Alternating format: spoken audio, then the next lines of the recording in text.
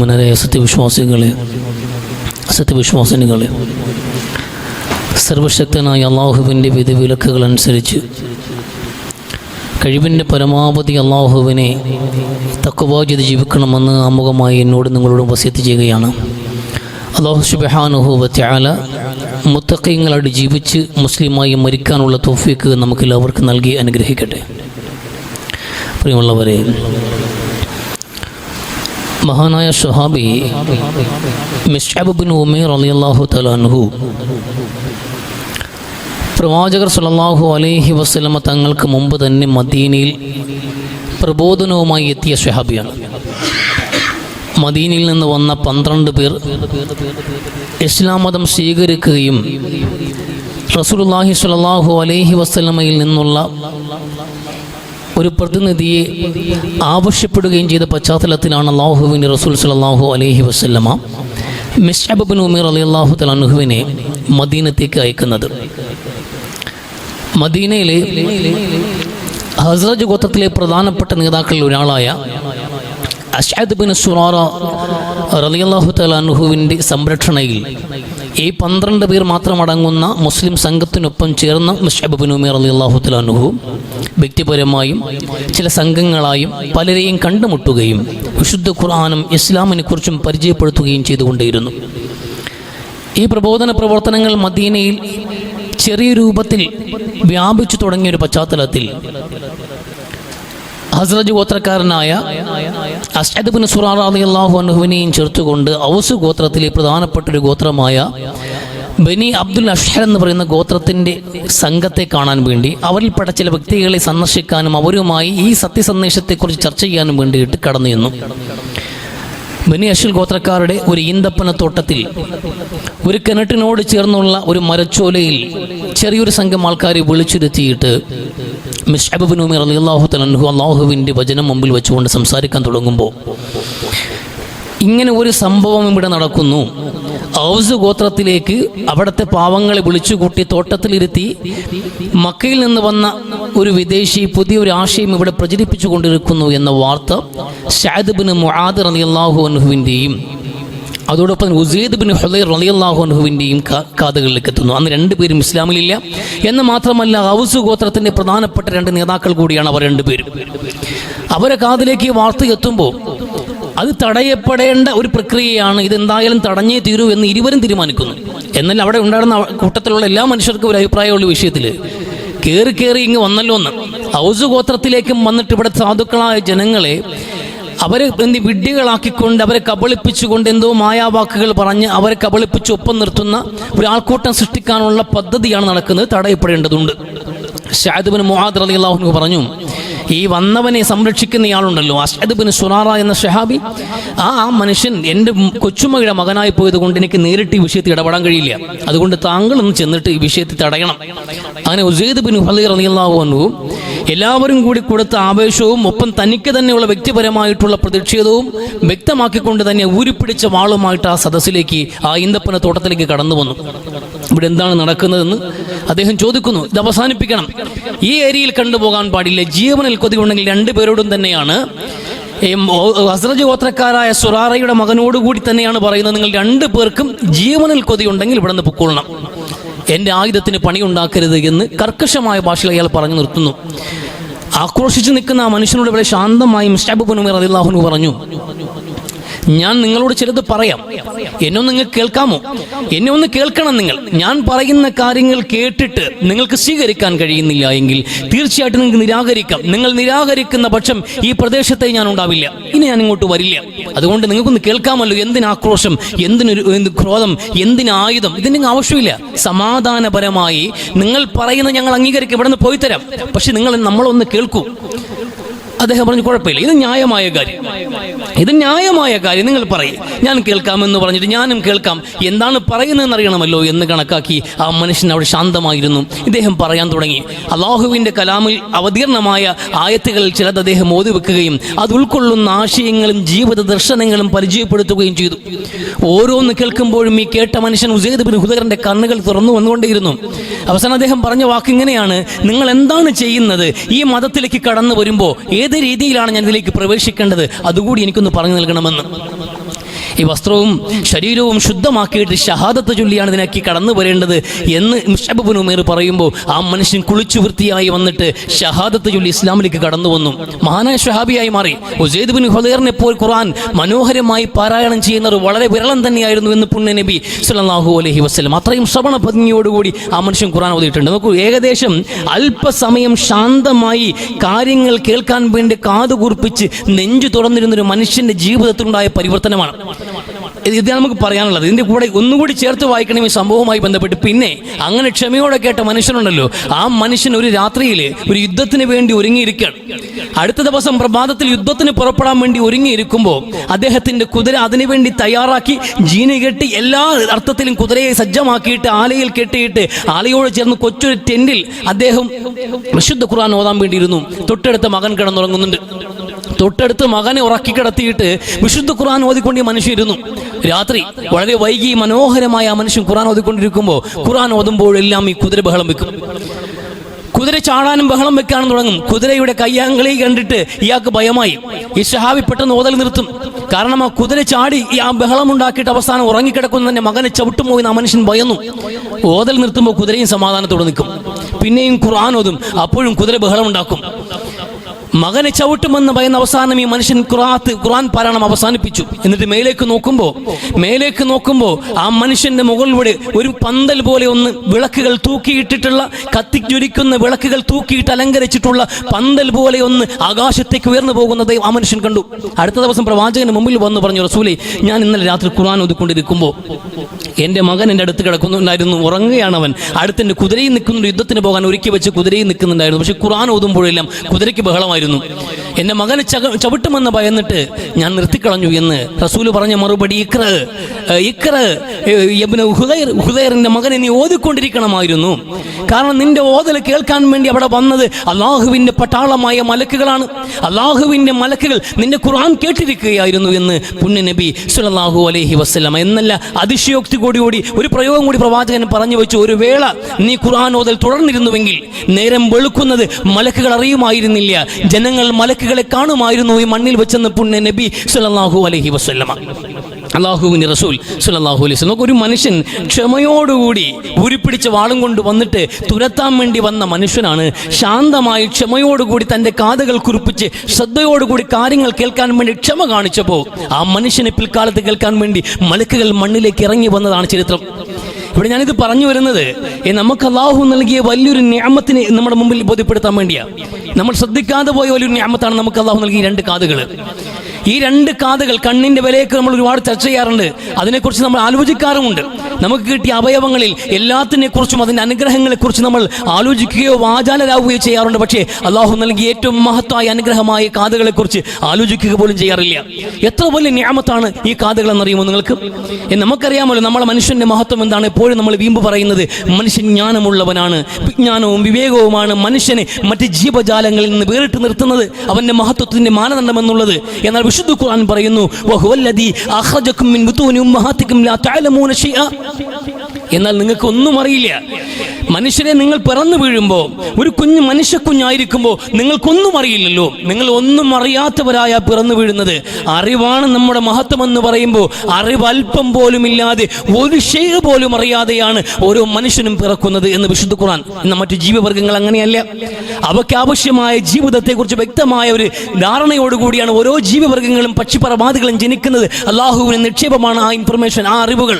എന്നാൽ മനുഷ്യന് ഒരു അറിവും കൊടുക്കാതെയാണ് ഇവിടെ ജനിച്ചു വീഴുന്നത്. എന്നിട്ട് അള്ളാഹു പറയാണ്, പിന്നെ അള്ളാഹു വിജ്ഞാനത്തിന്റെ വിശാലമായ ലോകത്ത് മനുഷ്യനെ ഇറക്കി വിട്ടിട്ട് ജ്ഞാനം കൊണ്ട് മനുഷ്യനെ മഹത്വമുള്ളവനാക്കുന്നത് ഏതടിസ്ഥാനത്തിൽ അറിയുമോ?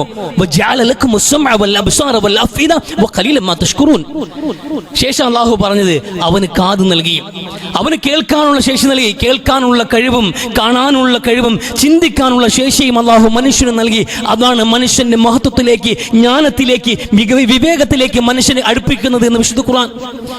ഒന്നും അറിയാത്തവനായി വന്ന മനുഷ്യന് അറിവിന്റെ ലോകം കീഴടക്കാവുന്ന വിധം അള്ളാഹു സന്നിവേശിപ്പിച്ച് നൽകിയ, അള്ളാഹു സംഭാവനയായി നൽകിയിട്ടുള്ള അനുഗ്രഹങ്ങളെ എണ്ണി പറഞ്ഞപ്പോൾ ഒന്നാമത് കേൾവി എന്ന് പറഞ്ഞത്. അള്ളാഹു നമുക്ക് നൽകിയ വലിയ നിഅമത്താണ് കേൾക്കാൻ കഴിയുക എന്നുള്ളത്. നമുക്ക് വിശുദ്ധ ഖുർആനിൽ ഈ ഒരു പർട്ടിക്കുലർ ആയത്തിൽ മാത്രമല്ല, നിങ്ങൾ എവിടെ പരിശോധിച്ച് നോക്കിയാലും സമീഅ ബസീറ സമഅ ബസർ എന്ന് കാണാൻ കഴിയത്തുള്ളൂ. ബസറിന് മുമ്പ് അഥവാ കണ്ണിന് മുമ്പ്, കാഴ്ചയ്ക്ക് മുമ്പ് അള്ളാഹു സംസാരിച്ചത് കേൾവിയെക്കുറിച്ചാണ്. കണ്ണിന് മുമ്പ് അള്ളാഹു സംസാരിക്കുന്നത് കാതിനെ കുറിച്ചാണ്. വളരെ കുറച്ച് ആയത്തുകൾ മാത്രമേ സമഇന് മുമ്പ് ബസർ പറഞ്ഞ് കാണാൻ കഴിയുള്ളൂ. അഥവാ കാതിന് മുമ്പ് കണ്ണുകളെ കുറിച്ച് അള്ളാഹു സംസാരിച്ച ആയത്തുകൾ വളരെ വിരളം തന്നെ.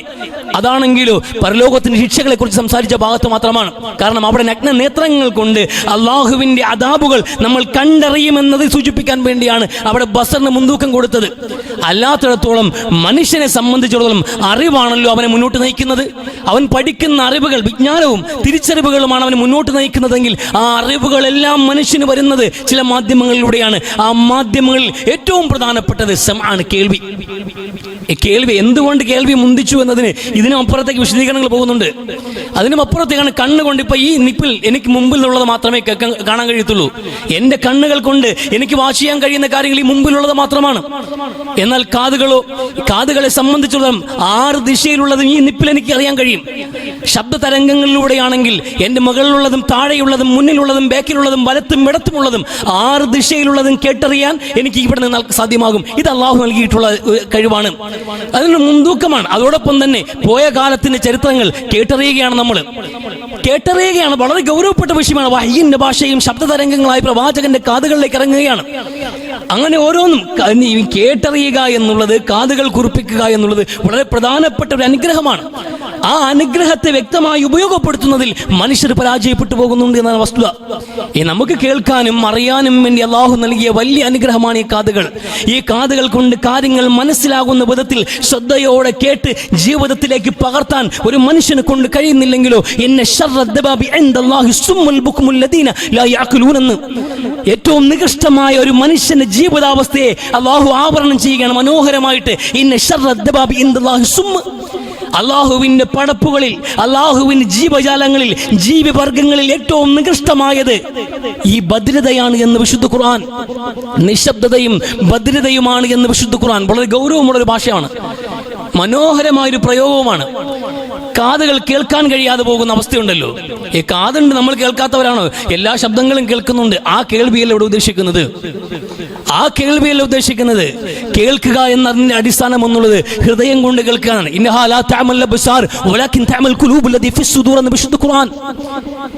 കണ്ണുകൾക്ക് അന്ധത ബാധിക്കാറില്ല മനുഷ്യരെ. കണ്ണുകൾക്കല്ല അന്ധത ബാധിക്കുന്നത്, നെഞ്ചകത്തിരിക്കുന്ന ഹൃദയങ്ങൾക്കാണ് ഖുർആൻ. അതുപോലെ തന്നെ കാതുകൾക്കല്ല ഭദ്രത ബാധിക്കുക. കാതുകൾ കൊണ്ട് കേൾക്കുന്ന മനുഷ്യരുണ്ടാകും, പക്ഷെ അവർ ഹൃദയത്തിലൊന്നും പതിക്കില്ല. ഹൃദയത്തിൽ പതിക്കണമല്ലോ. നമ്മൾ ഹൃദയത്തിൽ മാറ്റമുണ്ടാകണം, ജീവിതത്തിൽ മാറ്റമുണ്ടാകണം. ശ്രദ്ധയോടുകൂടി കാര്യങ്ങൾ വീക്ഷിക്കാൻ നമ്മളെ കൊണ്ട് കഴിയണം. ഇത് കേൾക്കാൻ കഴിയണം. ഉത്ബോധനങ്ങൾക്ക് പോലും നമുക്ക് അറപ്പാണ്. ഇത് കേൾക്കുന്നില്ല. ആ ഭദ്രതയെ കുറിച്ച് ഖുർആൻ സംസാരിക്കുന്നുണ്ട് പ്രവാചകനോട്. അല്ലാഹുവിന്റെ പ്രവാചകരെ, താങ്കളുടെ മുമ്പിലിരിക്കുന്ന ആൾക്കാരെല്ലാം താങ്കളെ കേൾക്കുന്നു എന്ന് കണക്കാക്കുന്നത്. ഇല്ല നബിയെ, താങ്കളുടെ മുമ്പിൽ ഇരിക്കുന്നു എന്നതുകൊണ്ട് അവരെ കേൾപ്പിക്കാൻ താങ്കളെ കൊണ്ട് കഴിയില്ല. ബദിരന്മാരെ കേൾപ്പിക്കാൻ താങ്കളെ കൊണ്ട് കഴിയില്ല എന്ന്. ഈ കാര്യങ്ങൾ ശ്രദ്ധയോടെ മനസ്സിലാകുന്ന ഒരു അവസ്ഥയിൽ കേൾക്കാൻ ഒരു മനസ്സ് നമുക്കില്ലാതെ പോയി കഴിഞ്ഞാൽ തീർച്ചയായിട്ടും അള്ളാഹു നമ്മുടെ ആ കാതുകളെയും ഹൃദയങ്ങളെയും മൂടിക്കളയും. പിന്നെ ഒന്നും കേൾക്കാൻ കഴിയില്ല. ആ അന്ധതയെയും ഭദ്രതയെയും അതിജീവിക്കാൻ പ്രവാചകന്മാരുടെ ശബ്ദം പോലും അശക്തമാണെന്ന് ഖുർആൻ. പ്രവാചകരെ താങ്കളെ കൊണ്ട് കഴിയില്ല എന്ന്. ചിന്തിച്ച് മനസ്സിലാക്കാൻ താല്പര്യമില്ലാതെ, ഗ്രഹിക്കാൻ താല്പര്യമില്ലാതെ, കാതുകൾ കുറിപ്പിക്കാതെ ശ്രദ്ധയോടെ കാര്യങ്ങൾ കേട്ട് മനസ്സിലാക്കാൻ താല്പര്യമില്ലാത്തൊരു സമൂഹത്തെ കേൾപ്പിക്കാൻ പ്രവാചകരെ താങ്കൾ അശക്തനാണെന്ന് വിശുദ്ധ ഖുർആൻ. നമുക്ക് നമ്മൾ എത്ര ശബ്ദങ്ങൾ കേൾക്കുന്നു, നമുക്ക് എത്ര ഉപദേശങ്ങൾ, ജുമാ പ്രസംഗം പോലും കേൾക്കാൻ നമുക്ക് താല്പര്യമില്ല. ഗുണദോഷിക്കുന്ന ഉപദേശങ്ങൾ കേൾക്കാൻ താല്പര്യമില്ല. വിശുദ്ധ ഖുർആൻ ഇതാ ഖുർആൻ എന്ന് വിശുദ്ധ ഖുർആൻ പാരായണം ചെയ്യപ്പെടുമ്പോൾ ശ്രദ്ധയോടെ കേൾക്കണമെന്ന്. ആരാ കേൾക്കുന്നത്? നന്മയൊന്നും കേൾക്കാൻ നമുക്ക് താല്പര്യമില്ല. നല്ലതൊന്നും കേൾക്കാനോ പഠിക്കാനോ മനസ്സിലാക്കാനോ നമുക്ക് താല്പര്യമില്ല. മനുഷ്യന്റെ ജീവിതത്തിന്റെ പരിവർത്തനങ്ങൾ എങ്ങനെ സംഭവിക്കുന്നത്? വിശുദ്ധ ഖുർആൻ നോക്കുന്നതാണ്. നടത്തിയിട്ടുള്ള വിപ്ലവം എങ്ങനെയാണ്? എന്നാ ഖുർആൻ എഴുതി വെക്കാൻ തുടങ്ങിയത്? എന്നാ എഴുതി വെച്ചത് ആൾക്കാർ വായിച്ചു തുടങ്ങിയത്? ഏത് കാലഘട്ടത്തിലാണ്? നോക്കൂ, ആ കാലഘട്ടങ്ങളിൽ പോലും ഖുർആൻ എഴുതി വെച്ചിട്ട് തോലുകളിലോ പലകകളിലോ ഒക്കെ എഴുതി വെക്കുമ്പോൾ അത് സൂക്ഷിക്കാൻ വേണ്ടി മാത്രം എഴുതി വെച്ചു എന്നതിനപ്പുറത്തേക്ക് ഹൃദയങ്ങളിൽ നിന്ന് ഹൃദയങ്ങളിലേക്ക് കൈമാറുമ്പോൾ അതിന് ശബ്ദത്തിന്റെ സ്വഭാവമായിരുന്നു ഉണ്ടായിരുന്നത്.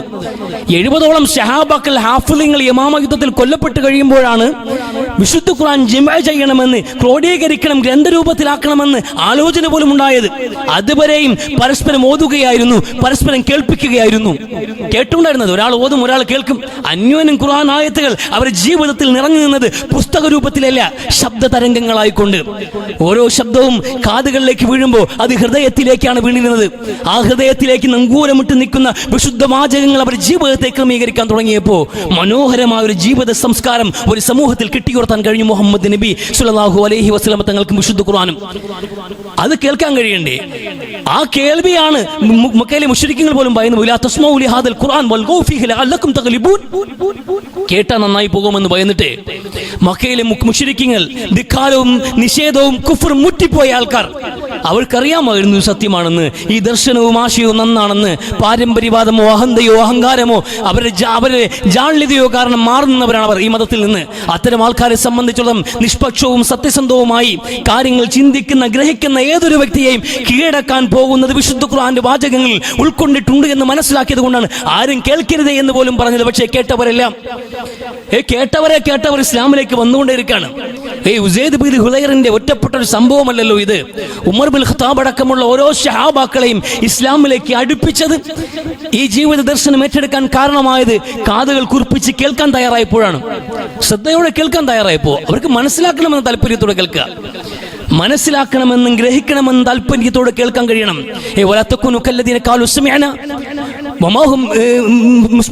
അവർ കേൾക്കുന്നവരല്ല നബിയെ, കേൾക്കുന്നില്ല. അവർ ശ്രദ്ധയോടെ ഒന്നും കേൾക്കാതിരിക്കുമ്പോഴും ഞങ്ങൾ കേൾക്കുന്നുണ്ട് എന്ന് പറയുന്നവരെ പോലെ നിങ്ങൾ ആകാൻ പാടില്ല. അങ്ങനെ ആകാൻ പാടില്ല. വിശ്വാസികൾ ഗൗരവത്തോടു കൂടി പറയുന്നൊരു വിഷയമാണ്. ഉത്ബോധനങ്ങൾ കേൾക്കണം, ഉപദേശങ്ങൾ കേൾക്കണം, പഴയകാല ചരിത്രങ്ങൾ കേൾക്കണം. പഴയകാല ചരിത്രങ്ങൾ ഇങ്ങനെ വിശദീകരിച്ചു, അതിന്റെയും സമൂഹത്തിന്റെയും ചരിത്രങ്ങൾ വിശദീകരിച്ചിട്ട് വിശുദ്ധ ഖുർആൻ പറഞ്ഞു, ഇതിൽ തീർച്ചയായിട്ടും എന്ന് ഒരു മനുഷ്യന് എങ്ങനെയാണ് പരിവർത്തനവും ജ്ഞാനബോധവും ഉണ്ടാകുന്നത് എന്ന് വ്യക്തമായി പറയാണ്. ഈ പറയപ്പെടുന്ന ചരിത്രങ്ങളിൽ എല്ലാം തന്നെ വലിയ വ്യക്തമായ ഗുണപാഠങ്ങളുണ്ട്. ആർക്കെന്നറിയുമോ? ലിമൻ കാന ലഹു ഖൽബുൻ ഔ അൽക സമഅ എന്ന് ചിന്തിച്ച് മനസ്സിലാക്കാൻ ശേഷിയുള്ള, ചിന്താശേഷിയുള്ള ഹൃദയങ്ങളുള്ള മനുഷ്യർക്ക് സ്വന്തമായി തന്നെ കാര്യങ്ങൾ കേട്ടും കണ്ടും മനസ്സിലാക്കി അതിലൂടെ കാര്യങ്ങൾ ചിന്തിച്ച് മനസ്സിലാക്കാൻ ശേഷിയുള്ളവരെ സംബന്ധിച്ചിടത്തോളവും ഔ അൽക സമഅ അല്ലെങ്കിൽ ശ്രദ്ധയോടുകൂടി മറ്റുള്ളവർ മനസ്സിലാക്കിയിട്ടുള്ള, മറ്റുള്ളവർ പറയുന്ന അറിവുകളും ചരിത്രങ്ങളും വചനങ്ങളും ശ്രദ്ധയോടെ കേൾക്കുന്നവർക്കും ഇതിൽ ഗുണപാഠമുണ്ട്, ഇതിൽ പാഠങ്ങളുണ്ട് എന്ന് വിശുദ്ധ ഖുർആൻ. ചിന്തിച്ച് മനസ്സിലാക്കാൻ കാര്യങ്ങൾ ആലോചിച്ച് മനസ്സിലാക്കാം. മറ്റുള്ളവരെ അറിവുകൾ പറയുമ്പോൾ അത് ശ്രദ്ധയോടെ കേട്ടുകൊണ്ടും മനുഷ്യന് നന്നാവാം. ഈ വിധത്തിൽ ഒന്നും നന്നാകാൻ കഴിയാത്തൊരു സാഹചര്യം ഉണ്ടെങ്കിൽ തീർച്ചയായിട്ടും അത് വലിയ നാശമുണ്ടാക്കും നമുക്ക്.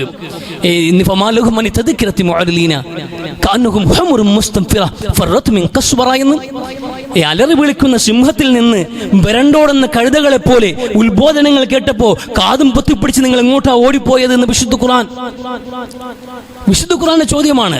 നാളെ നരകത്തിൽ കിടക്കുന്ന മനുഷ്യർ അവർ വിലപിക്കുമ്പോൾ, അവർ സങ്കടം പറയുമ്പോൾ, അള്ളാഹുവിനോട് മോചനം ചോദിക്കുമ്പോൾ അള്ളാഹു പറയുന്ന മറുപടിയാണ്, മനുഷ്യരെ എന്തുകൊണ്ട് നിങ്ങളുടെ മുമ്പിൽ ഉത്ബോധനങ്ങൾ ഉണ്ടായല്ലോ, വിശുദ്ധ വചനങ്ങൾ അവശേഷിക്കുന്നുണ്ടായിരുന്നു, പ്രവാചകന്മാരുടെ ശബ്ദങ്ങൾ ഉണ്ടായിരുന്നു, അത് ഏറ്റെടുത്ത പണ്ഡിത ശബ്ദങ്ങൾ ഉണ്ടായിരുന്നു, സമകാലീനർ, മാതാപിതാക്കൾ, അധ്യാപകർ, അങ്ങനെ ജീവിതത്തിൽ നാനാ ദിക്കുകളിൽ നിന്നും ഉത്ബോധനങ്ങൾ കേൾക്കുമ്പോഴെല്ലാം നിങ്ങൾ വിരണ്ട് മാറി നിന്നവരില്ലേ?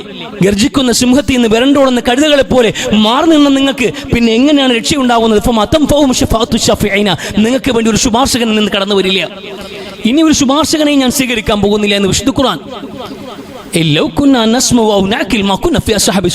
അന്ന് മനുഷ്യർ വിലപിക്കുന്ന ഒരു വിലാപ വാക്കുണ്ട് വിശുദ്ധ ഖുർആൻ എടുത്തു വെക്കുന്നുണ്ട്.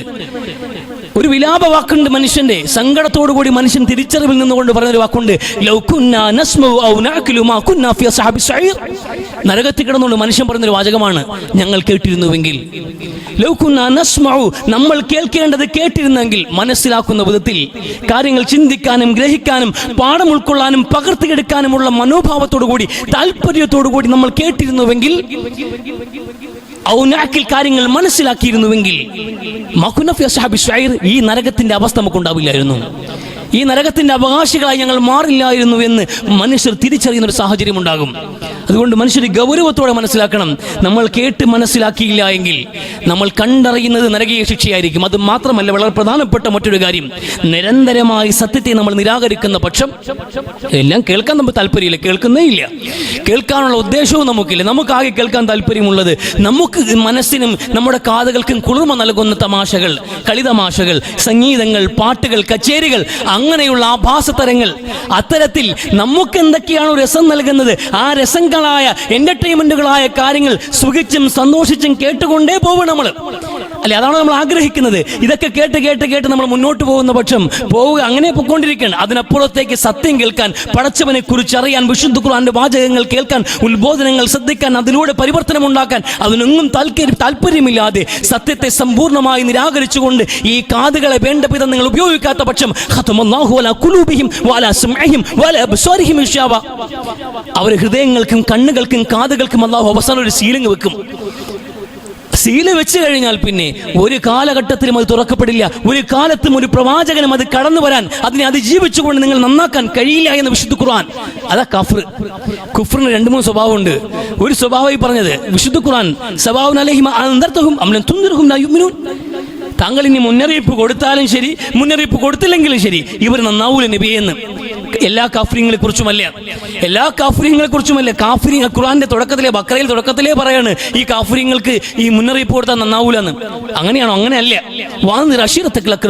വിശുദ്ധ ഖുർആൻ നബിയെ എഴുന്നേക്ക്, ഉപദേശിക്ക്, ആൾക്കാരോട് കാര്യങ്ങൾ പറയുമെന്ന്. ആരോടാ? കാഫിര്യങ്ങളോടാ, സത്യം അറിയാത്തവരോടാ, സത്യം നിഷേധിക്കുന്നവരോടാ. അവരോട് തന്നെയാണ് റസൂൽ പ്രബോധനം ചെയ്തത്. അവരൊക്കെ തന്നെയാണ് കേട്ട് നന്നായതും. പക്ഷെ സത്യം ബോധ്യപ്പെട്ടിട്ടും ബോധപൂർവം നിരാകരിക്കുന്ന ധിക്കാരികളുണ്ടല്ലോ, അത്തരം കുഫ്ർ മുറ്റിപ്പോയ അവസ്ഥയിൽ നമ്മൾ എത്തിക്കഴിഞ്ഞാൽ പിന്നെ ഒരു പ്രവാചകനോ ഒരു വിശുദ്ധ വാചകത്തിനോ നിങ്ങളുടെ ഹൃദയത്തിന്റെ പൂട്ട് തുറക്കാൻ കഴിയില്ല, ഒരിക്കലും കഴിയില്ല.